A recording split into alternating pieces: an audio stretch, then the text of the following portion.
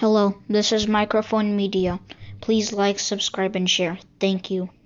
ሰላም ጤና ይስጥልኝ። እንደምን ዋላችሁ፣ እንደምን አደራችሁ። በመላው ዓለም ላይ ያላችሁ አድማጮቻችን ሰላም ለእናንተ ይሁን። ይህ ማይክሮፎን ሚዲያ ቁጥር 2 ነው። ለማይክሮፎን ሚዲያ ቁጥር 2 አዳዲስ የሆናችሁ ደግሞ እንኳን ደህና መጣችሁ እያልን የሁል ጊዜ አድማጮች የቤተሰባችን አካል ሆናችሁ እንድትቀጥሉ ሰብስክራይብ ያላደረጋችሁ አዲስም ቻናል ስለሆነ ሰብስክራይብ አድርጋችሁ የደወል ምልክቷን ተጫኑና ኦል የምትለዋን ከተጫናችሁ ሁል ጊዜ ለህዝባችን ይጠቅማሉ፣ ያስተምራሉ የምንላቸውን እንደ አሁኑ ከውስጥ የአብይ አህመድ ጉድ አውጥተው የላኩልንን እንደነዚህ አይነቶችን ወደ ህዝብ ለማውጣት ሁሉ ጊዜ እንጥራለንና አፕሎድ ባደረግን ቁጥር ወደ እናንተ ኖቲፊኬሽን ይመጣላችኋል። ስለዚህ እንደሱ አድርጉ። ሌላ ደግሞ ምንም ነገር የማታስከፍላችሁ ጊዜ የማትፈጅባችሁ ይህንን መልእክት ግን በሰፊው እንዲዘረጋ ከፍተኛ የሆነ ድጋፍ የሚያደርግ ላይክ ካደረጋችሁት ኤአይ በሰፊው ስለሚዘረጋው ማለት ነው ወዳጅ ደስ እንዲለው እንዲማርበት እንዲጠነቀቅበት ጠላት ደግሞ እርድብን እንዲል ሚስጥሩ እንዲወጣ ክፋቱ እንዲጋለጥ ስለምንፈልግ ላይክ ማድረግ አትርሱ። ይህንን እያልኩኝ አድማጮቼ አሁን እንግዲህ አዲስ ህገ መንግስት ለማውጣት አብይ አህመድ አነስ ያለ ነገሮችን ቀይረዋል። ግን የአብይ አህመድ ክፋት፣ የአብይ አህመድ ጭካኔ ስልጣኑ እስካልተነካ ድረስ አብይ አህመድ ምን ያህል ርቀት እንደሚሄድ የነገሩን አለ። ሁሉንም የነገሩንን ሪከርድ አድርገነው ነበር። ድምፃቸውን ቀይረን እንደ ሴት አስመስለን እናሰማው ስንላቸው አይ እኔ ልጆች አሉኝ፣ ቤተሰብ አሉኝ፣ ስለዚህ አደጋ ውስጥ ሊያስገባኝ ስለምችል ሪስክ ውስጥ እንዳታስገቡኝ፣ እኔ አምኛችሁ ሁልጊዜ ልሳን ስትሆኑ ለህዝቡ እየተደወለ ሲነግሯችሁ ስለሰማሁ ነው እንጂ ደህና የሆነ ደሞዝ አለኝ፣ መኖሪያ መንግስት ሰጥቶኛል፣ መኪናም አለኝና ይህንን ሁሉ ጥቅም ትምህርት ልጆችም እየተማሩ ነው፣ ይህንን ማቅጣት አልፈልግም። ግን መታወቅ አለበት የኑሮ ሁኔታ ሆኖብን ነው እንጂ ይሄ ሰውዬ ኢትዮጵያን ለማፍረስ የኢትዮጵያ ህዝብን ለማባላት የማያደርገው ነገር የለም። ይኸው በዝርዝር ነግራችኋለሁ። ግን በምንም ተአምር ድምፄን እንዳታሰሙ በራሳችሁ ድምፅ አድርጋችሁ አውጡት ስላለን በተቻለን መጠን ቃል በቃል እሳቸውን የተናገሩትን አመጣላችኋለሁ። እስከ መጨረሻ አዳምጡት አድማጮች። ይሄ ብሔር ለብሔር ብቻ ሳይሆን ጎጥ ለጎጥ ለማጣላት የመጣ ሰው ነው። ስልጣኑ እስከ አቆየለት ድረስ ህዝብ ቢባላ ህዝብ ቢረግፍ ምንም መስሎ የማይሰማው ክፉ ሰው ነው የሚሉን ያሉት። ወደ ዙርዙር በደንብ ገባላችኋለሁ። ግን እንኳን የአማራና የትግራይና የኦሮሞና የአማራ ማጣላት ይቀርና ይሄ በዝርዝር ለሁሉ ለማጣላት ደረጃ በደረጃ ይሄዳል። ኦሮሞ እንኳን የሸዋ ኦሮሞ ከወለጋ ኦሮሞ ጋር፣ የወለጋ ኦሮሞ ከአርሲ ዞን ከዞን ጋር የሚያጣላ ነው። ወረዳ ከወረዳ ጋር የሚያጣላ ሰው ነው። ስልጣኔ እየተናቆሩ እየተባሉ ከፋፍለህ ግዛ አርጌ ልቆይ ይችላለሁ ብሎ ያመነ ሰው ነው። የአእምሮ በሽተኛ ነው የሚሉን ያሉት እና አብይ አህመድ እንደነገርኳችሁ አርሲ፣ ሀረር፣ ሸዋ፣ ወለጋ እና ሌሎችንም እርስ በርስ እየተባሉ እንዲኖሩ ነው የሚፈልገው። ኦሮሞዎቹን ነው የሚነግረን ያለው። አንድ በሉልኝ። ይሄ ሌላው ደግሞ ትልቁ አብይ አህመድ እንዲገናኝ የማይፈልገው ክልሎች እንዲገናኝ የማይፈልጋቸው የኦሮሞ ኦላ፣ የትግራይ ቲዲኤፍ እና የአማራ ፋኖ በምንም ተአምር እንዲገናኙ አያስፈልግም። እንኳን አብረው ሊሰሩ ይቅርና እንዲገናኙ እንኳን መፈቀድ የለበትም ብሎ እየሰራ ነው ያለው። ራሱ ያደራጀው ፋኖ አለ፣ ራሱ ያደራጀው ቲዲኤፍ አለ፣ ቲፒኤፍ ይሉ ብሎ ራሱ ያደራጀው ኦላ አለ የሚያስታጥቃቸው።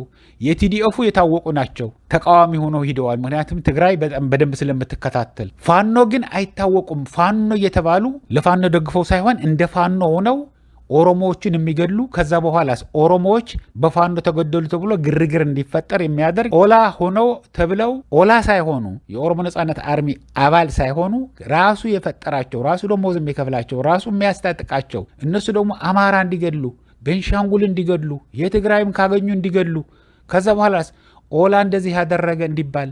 ስለዚህ እርስ በእርሱ እየተባላ እንዲኖር የሚያደርግ ሰው ክፉ ሰው ነው የሚሉን ያሉት አድማጮቼ። ኦሮሚያ ብቻ አይደለም አድማጮቼ፣ ኦሮሚያ ብቻ ሳይሆን አሁን አማራን ጎንደር፣ ጎጃም፣ ወሎ እርስ በርሱ እየተባላ እንዲኖር ነው የሚፈልገው ነው የሚሉን ያለ። ይህንን ሰውዬ ቀጥታ የሚሄደው በብዛት የሚሄደው ወደ ጎንደር ነው አሉ። ከዛ በኋላ ጎንደር የሚሰራ ያለው እኮ ጎጃሞች የተቆጡኝ ነው፣ ወሎዎች እኮ የተቆጡኝ ነው፣ ኦሮሞ እኮ አይደለም የሚቃወማቸው ያለው እኮ የራሳችሁ ወገናችን ነው የምትሉት የጎጃም ህዝብ ነው፣ የጎጃም መሪዎች ናቸው እንደዚህ የሚሉ ያሉት እያለ እርስ በርስ እንዲጣሉ እንዲናቆሩ ነው የሚፈልገው ብለዋል። ይህንን እና እነዚህን አሁን ለምሳሌ ትልልቅ የሚባሉ ክልሎች በተለይ አማራ ክልልና ኦሮሚያ ክልል በዞን ልክ ትግራይ ውስጥ እንደሚያደርገ ያለው አለ ተወካይ የብልጽግና አባል ማለት ነው።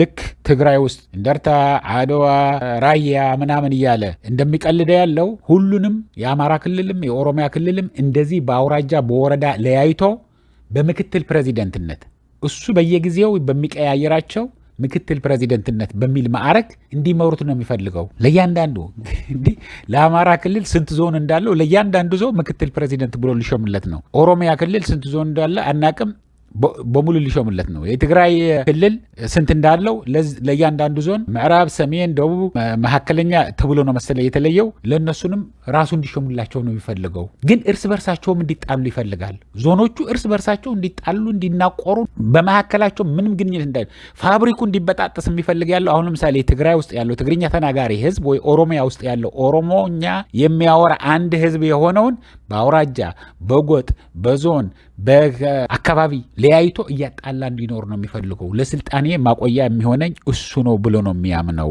ነው የሚል ያሉት። እንዲቀጥለው አሁን ደግሞ ክልሎችን ከክልሎች ጋር የሚፈልገው ከተማ ጋር የሚያደርገው ደግሞ እንየው እንዴት አድርጎ እንደሚያስበው ማለት ነው። ትልቁ ይጠቅመኛል ክልልም ከክልል ጋር ህዝብ ከህዝብ ጋር ያጣለልኛል የሚለው ልክ ትግራይና አማራ ለማጣላት ምዕራብ ትግራይ ወይ ደግሞ ወልቃይት እያለ የሚጠራ ያለውን እንዳደረገ ይሉናል። በአማራና በኦሮሚያ ህዝብ ደግሞ በትልቁ ሊያጣላልኝ ይችላል ያለውን አንድ ቦታ አለ በጎጃምና ወለጋ የሚያገናኝ እሱ ብሎኛል። በዛ ሊጀምርላችሁ እንደውም ወደ ከተማዎች እንደሳልገባ አሁን እንዳልኳችሁ በአማራ ክልልና በትግራይ ወልቃይት እያለ ይህችን ካርድ እየመዘዘ እንደሚኖር በአማራና በኦሮሞ ደግሞ በወለጋና በጎጃም የሚገናኙበት አካባቢ ጊዳ አያና የሚባል ጊዳ አያና በጎጃምና በወለጋ መካከል መገናኛ ያለ ቦታ ነው። ለም የሆነ ብዙ ነገር ብዙ ሀብት ንብረት ያለው ነው። እሱ ደግሞ የሚያጣላ ቦታ ፈጥሯል። ዘላለም እየተናቆሩ እንዲኖሩበት በሰላም እንዳይኖሩ የሚያደርግ ይህንን ተፈጥረዋል በከፍተኛ ደረጃ።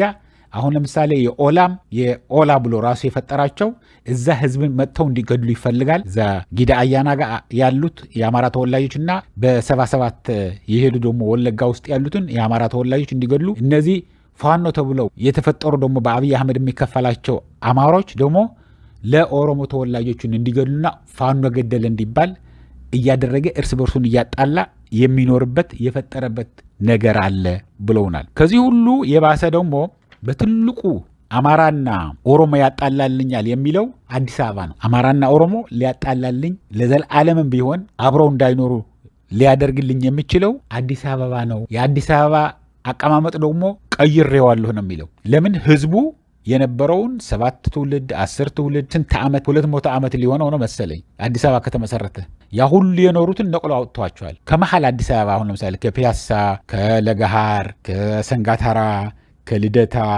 ከ4 ኪሎ፣ ከ6 ኪሎ፣ ከካሳንችስ አካባቢ እነዚህ ናቸው የነበሩት የድሮ። ቦሌ በሙሉ አሁን ኤርፖርት የተሰራበት ከተማ ውጭ ነው ተብሎ ነው። ጦር ኃይሎች አካባቢ ነበረ ድሮ። ቦሌ አዲስ ነው፣ አዲስ ከተማ ነው። ሌላ ተውት፣ መገናኛ በቃ ሩቅ ተብሎ ከከተማ ውጭ ተብሎ የነበረ ነው። አሁን የሶፍቶ ያለውን እዛ ይኖር የነበረው የድሮውን ህዝብ አውጥቶ ከእድሩ፣ ከቤተ ክርስቲያኑ፣ ከመቃብሩ፣ ከትምህርት ቤቱ ከሁሉ አውጥቶ ጥሎታል። ስለዚህ አሁን የሚመጡትን የሚናቆሩ ነው የሚፈልገው፣ የሚጣሉ እርስ በርስ የሚባሉ። ሌላው ደግሞ የአማራ ኤሊት አዲስ አበባ የኛ ነው ወይ የአዲስ አበባ ነዋሪዎች ነው ብሎ ያምናል። ኦሮሞ ደግሞ የአንተ ነች ተብላ ፍንፊኔ ነች እየተባለት እና ይሄ የሚጣሉበት ነው አዲስ አበባ ብለዋል። ድሬዳዋ ደግሞ ኦሮሞና ሶማሌ እየተጣሉ የሚኖሩበት ነው። ይህንን እንደዚህ ሆኖ እንዲቀጥል ነው አብይ አህመድ የሚፈልገው ብለውናል። አሁን አብይ አህመድ ወደ ቀየረው ህግ እናልፋለን። ግን ምንድን ነው ያሉት? ይሄ መቀያየር ህግ መቀየር ፕሬዚደንት ተብሎ ጠቅላይ ሚኒስትር ተብሎ ሌላም አይደለም። የኢትዮጵያ ህዝብ የሚፈልግ ያለው 2 ነገር ነው የሚጠይቀው። እነዚህ 2 ነገር ደግሞ ተራበን ምግብ እንፈልጋለን ይላል። ሁለተኛ ነገር ደግሞ ሰላም አጣን ነው። ወጥተን መግባት አልቻልንም ነው። እንደፈለገ ከጫፍ እስከ ጫፍ ልጆቻችን ሂደን እናስተምር ነበረ። እንደፈለግን በትራንስፖርት ባስም ይሁን በትራንስፖርት በማንኛውም ነገር ሂደን መኪና ያለውን መኪናውን ይዞ ወደ ፈለገው 4 ማዕዘን ይኬድ ነበረ።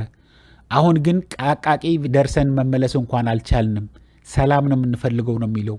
በየአካባቢው በየገጠሩ ምንም ነገር ሰላም የለም።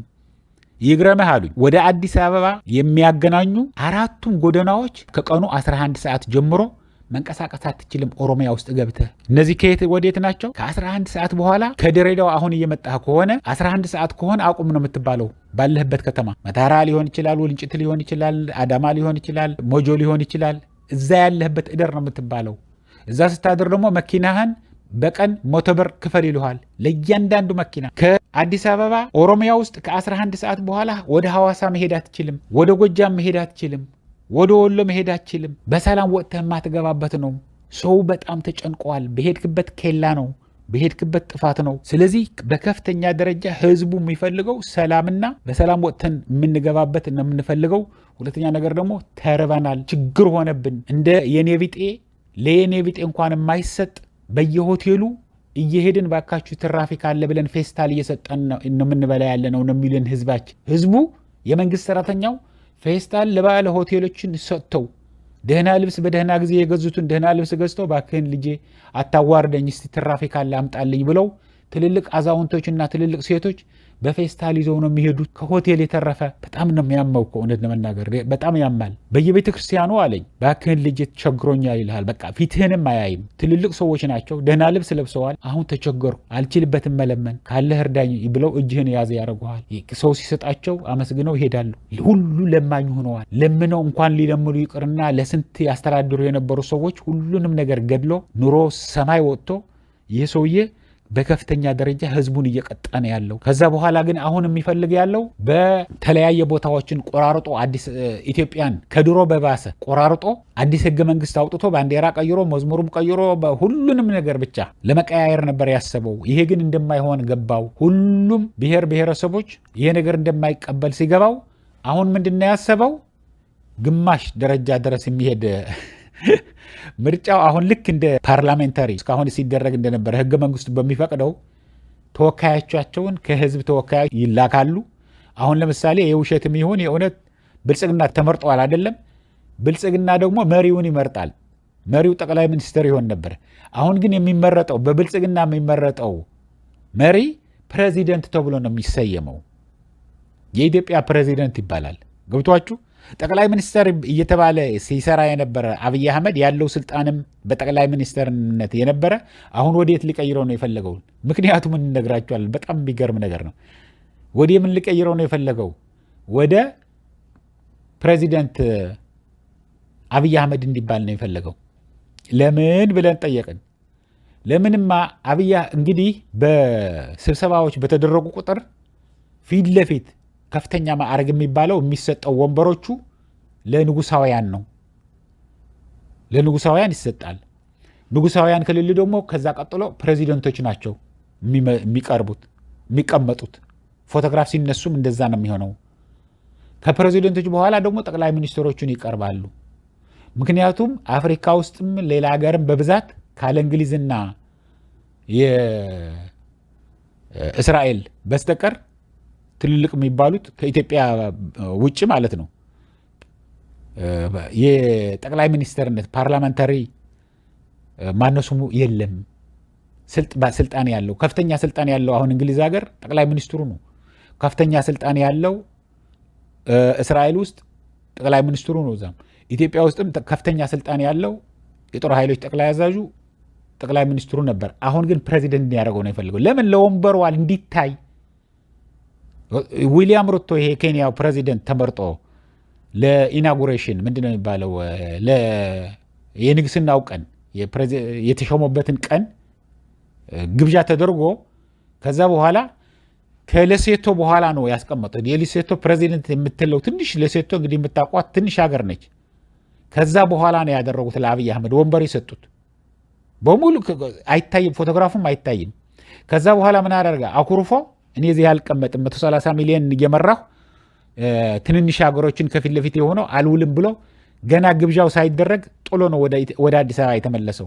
ኢትዮ ፎረም ሪፖርት አድርጎት ነበር። ይሄ በዛ ጊዜ የዛሬ ዓመት ከምናምን ነው ዛሬ 2 ዓመት ሰውየውም ደገመልኝ እንደዛ ብሎ እና ይህንን ለማድረግ አሁን ፕሬዚደንት ሊባል ነው። ይሄ ነው አዲስ ነገር የሚመጣው። ሌላ ትልልቅ ብዙ ነገር የለም። አነስ አነስ ያሉ ጥቃቅኖች ሊኖሩ ይችላሉ። ዙርዙሮቹን እስከ ሐምሌ 8 ድረስ አውጣጥተን ጽፈን ለማቅረብ ነው የተስማማ ነው እና ዋናው ስምምነቱን ሲመራው የሰነበተው የሶማሌው ተወካይ ማን ነው የብልጽግናው ምክትል ፕሬዚደንት የሆነውን እሱ ነው። ግን ይሄ ሁሉ ብልጽግና ይባላል ለሽፋን እንጂ ዋናው ሁሉንም ነገር የሚያደርገው የምክክር ኮሚቴ ይባላል እንጂ ሁሉ ነገር የወሰነው አብይ አህመድ ነው። አንድ ሰው ነው የሚመራው። አንድ ሰው ነው ሁሉንም ነገር የሚያስተዳድረው። ሚኒስትር ይበሉ፣ ተወካዮች፣ የህዝብ ተወካዮችን በሉ፣ ሁሉንም ነገር የሚመራው፣ የሚያስተዳድረው፣ የሚያዘው፣ የሚያባርረው፣ የሚያነሳው፣ የሚያስቀምጠው አንድ አብይ አህመድ ነው። ስለዚህ አብይ አህመድ ይህንን ወሰነ እያላችሁ መጻፍ አለባችሁ፣ መናገር አለባችሁ በሚዲያ እንጂ የብልጽግና ድርጅት አትበሉ። ብልጽግና ዝም ብሎ ሽፋን ነው። ምንም ነገር ኃይል የለንም። ለምንድን ነው ታዲያ ተወካዮቹን እዛ የሚመጡት? ለምን ጊዜያችሁ ታባክናላችሁ ስንል ምን የተሻለ ስራ አለ አለኝ። የተሻለ ስራ ምንድን ነው ኢትዮጵያ ውስጥ የምንሰራው? እንዳንተ አሜሪካ ውስጥ ያለነ መሰለህ እንዲህ አለኝ። እውነቱን ነው። እውነት ለመናገር ልጆች አሉኝ፣ ሚስት አለኝ፣ ቤት ተሰጥቶኛል፣ መኪና አለ። ይህንን ሁሉ የታገኘዋለሁ። ግን ለውጥ ከመጣ ሰላም ከመጣ እኔ ገበሬም ሁኜ አርሼ ብበላ ምንም ግድ የለኝም። አሁን ግን ልውረድ እንኳን ብል በህይወቴም እሰጋለሁ። ልጆቼም ይበተናሉ፣ ትዳሬም ይበተናል ብለውናል። አድማጮቼ ይሄንን እያልኩኝ ለሁሉም እንዲዳረስ ላይክ አድርጋችሁ ውጡ። ከዚህ ያውጣችሁ ነው። እውነት ለመናገር ከዚህ ኢትዮጵያ እጅ ለእጅ ተባብሎ የኢትዮጵያ ህዝብ ከዚህ ሰውዬ መገላገል ነው ያለብን። ይህንን እያልኩኝ እስከሚቀጥለው ጊዜ ድረስ ሰላም፣ ደህና ዋሉ።